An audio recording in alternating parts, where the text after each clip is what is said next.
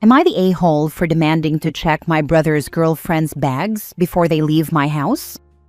A bit of background here. I, 39 female, have a brother 32 male who I'll call Chase. Chase has been with this girl, 35 female, who I'll call Vivian, for almost 2 years now. About a month into their relationship, Vivian got pregnant with my nephew, who is now almost a year old. Vivian also has 2 daughters, 5 and 8, from a previous relationship. Her daughters are very close in age to my daughter, 7, and up until last weekend, everyone got along fine. They live in a different state than us, but come to visit fairly often and stay with us because we have the extra room. Last weekend, they came to stay again, and about an hour before they left, my daughter noticed that a few of her favorite toys were missing. The girls were playing all weekend, so I didn't think much of it and offered to help her look for them. After about 20 minutes of searching, we could not find the toys anywhere, so I asked Vivian's girls if they remembered where they were playing with them last. The girls said no, but acted a little guilty about it. I asked Chase and Vivian about it, and Chase said he saw the exact toys in the room that Vivian's girls were sleeping in. We went to check, and they were not there. He asked Vivian if she had moved them when she packed the girls' things that morning, and she said they were not there. We went back into the living room, and I saw Vivian's girls huddled close together over a backpack and quickly close it when they saw we were there. Chase asked the girls again if they knew where the toys were, and this time they didn't say anything and just looked at their mom. Chase reached for the bag, and Vivian lost it. She started yelling at me, saying how dare I accuse her daughters of stealing, and she tried to snatch the bag away. Chase opened it, and there were the missing toys, plus a few more. I was absolutely furious. I told her I wanted to see what else she had and demanded she open the 2 suitcases. She said that was an invasion of her privacy and tried to take them and leave. Chase stopped her and made her open them. She had taken several tops, a few skirts and dresses, and a brand new pair of Nikes that belonged to my daughter. I took everything back and told her she and her girls were not allowed back into my home. I have since received several texts from her and a few unknown numbers, telling me I embarrassed her and upset her girls because they were promised the items. Chase is upset with her, but said I was too mean to her in front of everyone, and that I could have handled the situation more privately. I do feel awful that her girls left crying, but am I the a-hole for how I handled the situation? Edited to add answers to a few questions I keep getting. I'm not sure who promised the girls the items. She wouldn't elaborate, but I'm assuming it was her. She wanted me to pull her aside into a different room away from Chase and the kids to talk the situation out. Yes, I'm 99% sure the baby is his. He's almost a carbon copy of my brother when he was a baby. I do not believe the girls knew they were stealing the things. I honestly believe their mom told them I said it was okay. We've never had problems with the girls before this. They really seem to be good kids. Also, I'll be talking with my brother tonight or tomorrow to discuss things further.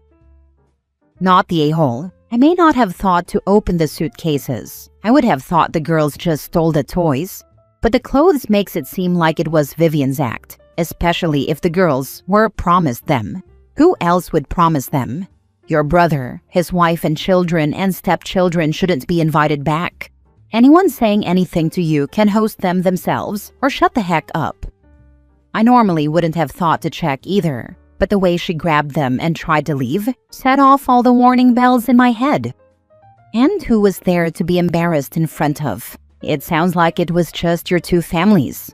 You don't want to be called out as a thief? Don't steal. I embarrassed her in front of Chase and my perfect daughter, as she called her. Not the a-hole. Holy crap, that is a hot mess.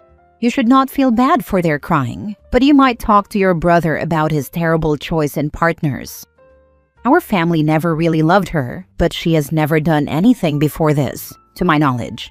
That was a major red flag. Unfortunately, even if he does leave her, he's stuck for another 17 years. Tech has come a long way. These co-parenting apps are insane. My friend's baby mama is a psycho who lived for drama. They got the parenting apps and she did her normal behavior on the app. She lost custody for a while since those apps are monitored. She claims to have not known that. They have co-parented actually decently since she got some rights back. They haven't spoken a word to each other in 10 years. Lawyers handled all the details at first. That said, her kids hate her and don't speak to her anymore. Your brother is screwed and he knows it, so he is just running damage control. I'll give it a week or so and bring that up. Thank you. Next story. Am I the a-hole? It turns out I'm innocent, and suddenly everyone wants to come back into my life. It's a long story, but I'll try to keep it to the most important parts.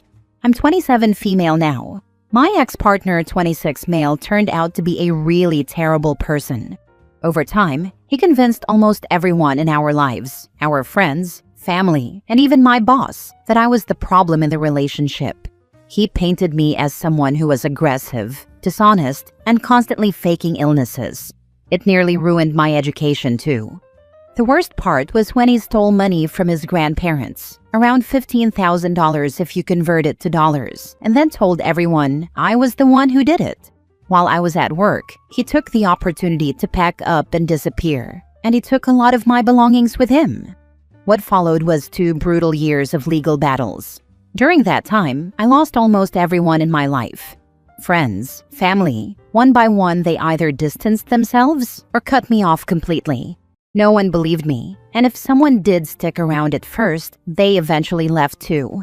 Finally, in February, the court ruled in my favor. It was clear I didn't do what he claimed. The whole version of events he told people fell apart under scrutiny. As a side note, it also came out that he had been cheating on me for years throughout our 9-year relationship, and right after he was done with me, he tried to do the same thing to my best friend. After the verdict, some of those same people who had cut me off suddenly started reaching out again, acting like nothing had ever happened. There were no apologies, no acknowledgement of what I went through. They just tried to slip back into my life like those 2 years hadn't existed. At first, I felt strong and confident in setting boundaries. I turned them away. But last week, I had a therapy session that made me question everything.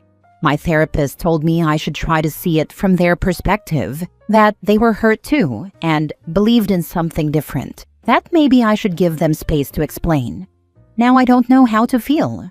On one hand, I think it's really unfair to excuse what they did just because they were misled. But on the other hand, I keep wondering what I would have done if the roles were reversed. Part of me feels like my therapist missed the mark, and maybe I need a new one.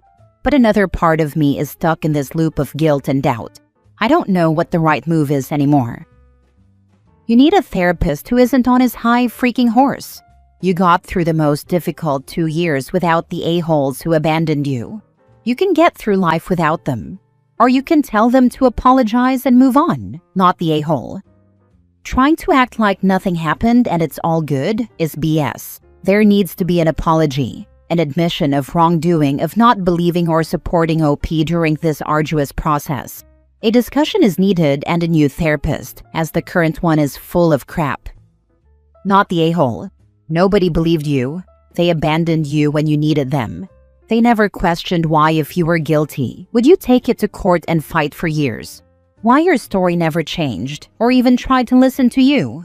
Your therapist has a point, but it's a point covered in red flags. Get a new therapist. Not the a-hole. Your friends abandoned you. They are not your friends. Yes, not the a-hole.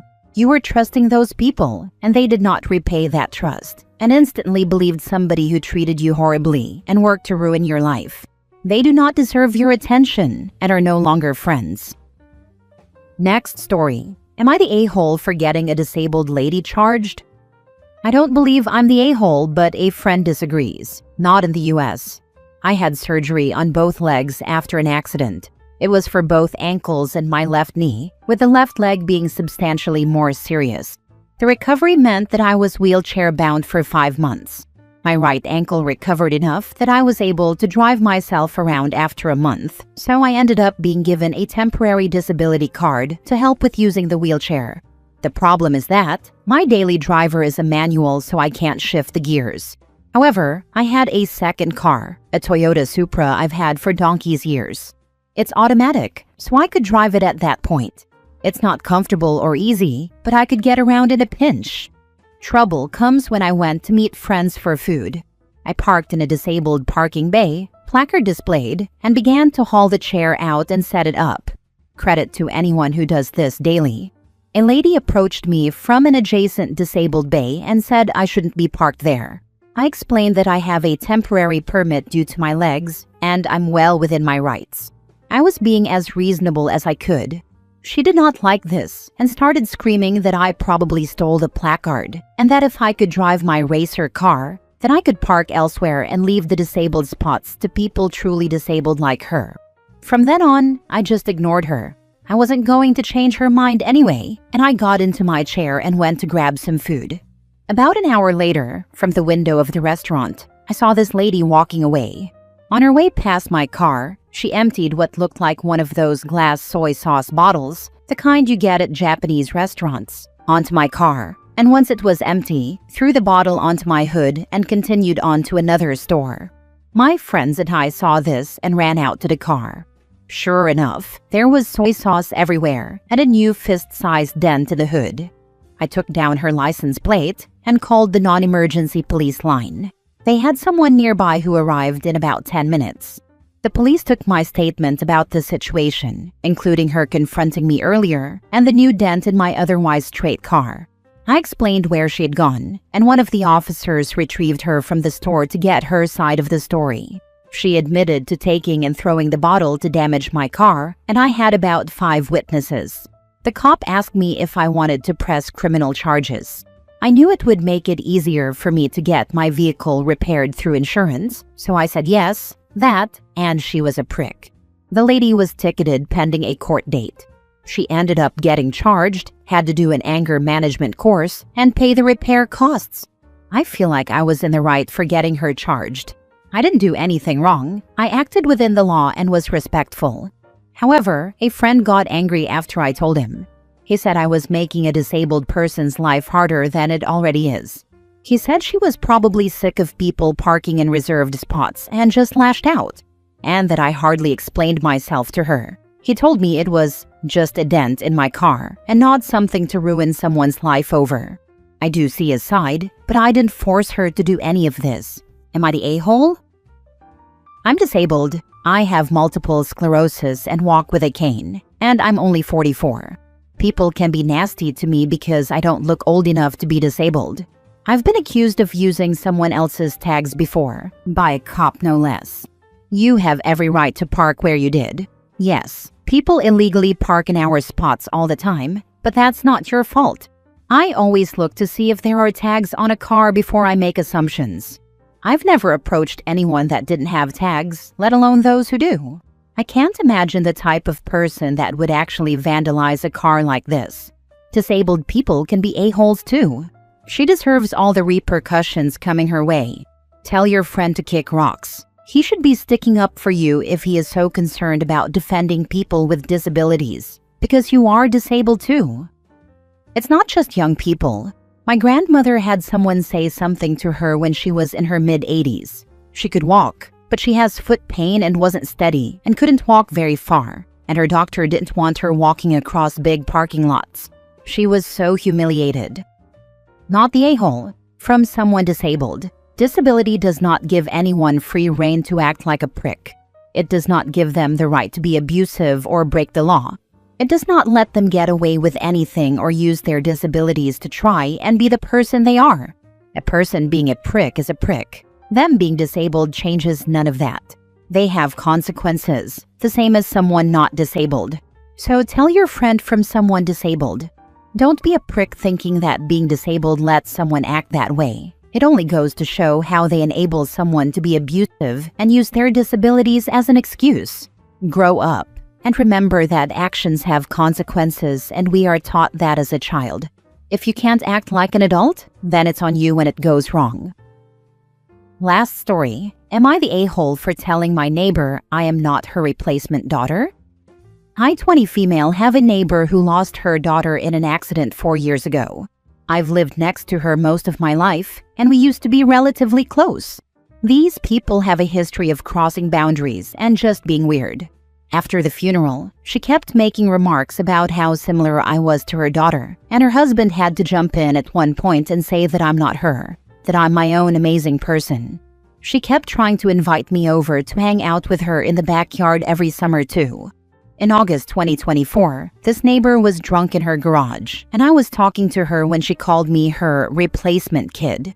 I didn't say anything because what the heck are you even supposed to say in that situation? Then she started acting like my mother that same summer when I was living alone, always asking me where I was going and who I was going with whenever I left the house. I told her nicely to stop and that she was not my parent. She did stop for a while. Then she started saying I was like a daughter to her and was always trying to hug me every time I saw her. And that made me really uncomfortable. At Christmas time, I got a long text from her basically trauma dumping about how her other daughter was in the hospital and how her cat had an ear infection. And she attached a very graphic photo of a severely bruised stomach. I did not want to see any of that. I did not want to be the person she keeps using as an emotional crutch. She refuses to get help to cope with the death of her daughter and keeps trying to use me as a therapist. So I told her this over text. I am very sorry that you've had a rough month, but that last message was such an inappropriate thing to be texting me. You should not be trauma dumping on your 19-year-old neighbor.